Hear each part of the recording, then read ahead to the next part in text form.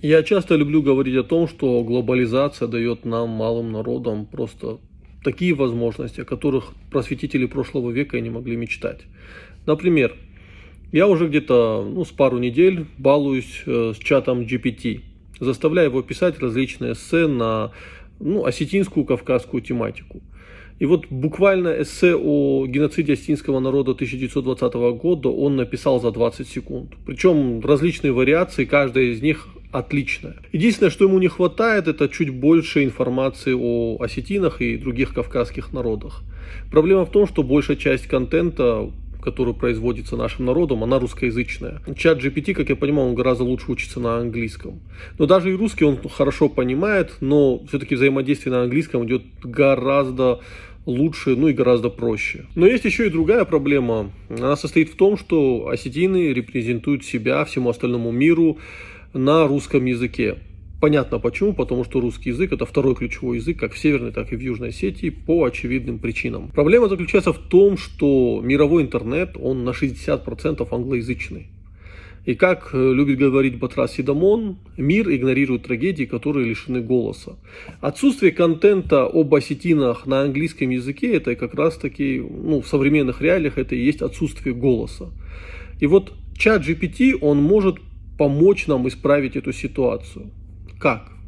Во-первых, в чат GPT надо загрузить как можно больше информации об Осетии. Буквально книг. Я как понимаю, этот искусственный интеллект может поедать книги, в кавычках поедать, на любых языках. То есть мы буквально можем загрузить в него, когда бета-тестирование закончится, когда он выйдет уже в полную версию со всеми разными фичами и возможностями, мы можем загрузить туда, например, архив библиотеки Барзовсак. Да, там есть текстовый слой, это не только картинки, там и текстовый слой. Возможно, можно будет загрузить туда архивы SOIXI. И это даже даст возможность нам научить этот искусственный интеллект говорить на осетинском языке. Тут уже нужны технологии машинного обучения, но благо в Осетии очень много специалистов, по крайней мере те, которые могут сделать первые шаги, а дальше уже это пойдет само собой. В конечном итоге мы получим сервис, который умеет говорить на осетинском языке, умеет хорошо рассказывать об осетинах на английском языке. Причем не просто рассказывать, но и с учетом геополитического, экономического и культурного контекстов. Более того, я уверен, что этот искусственный интеллект может проводить и лингвистические исследования. Находить параллели в использовании тех или иных фразеологизмов, находить истоки, откуда то или иное слово начало использоваться в языке, и так далее. Например, антиколониализм стал модной повесткой, да, и мы можем даже сейчас попросить GPT-чат написать исследование о том, какие колониальные практики использовала Грузия в Южной Осетии. И он сразу об этом пишет, причем довольно осведомленно.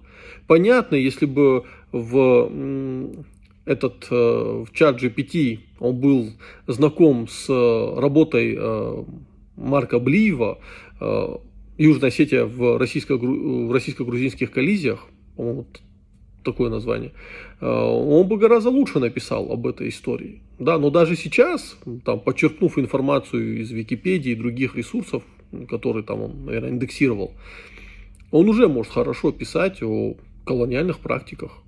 У меня в телеграм-канале вы можете найти эти эссе, которые чат GPT написал, они на английском, потому что на английском он пишет гораздо лучше, чем на русском, и вы можете убедиться, что это просто дает какие-то нам колоссальные возможности, нам, осетинам, доносить свою позицию до всего остального мира. Нам, осетинам, научить искусственный интеллект осетинскому языку так, чтобы осетинский язык стал уже вечен, да, потому что мы понимаем, что за искусственным интеллектом будущее, и он будет знать осетинский язык и будет знаком с осетинской культурой. Повторюсь, глобализация дает нам колоссальные возможности, используйте их.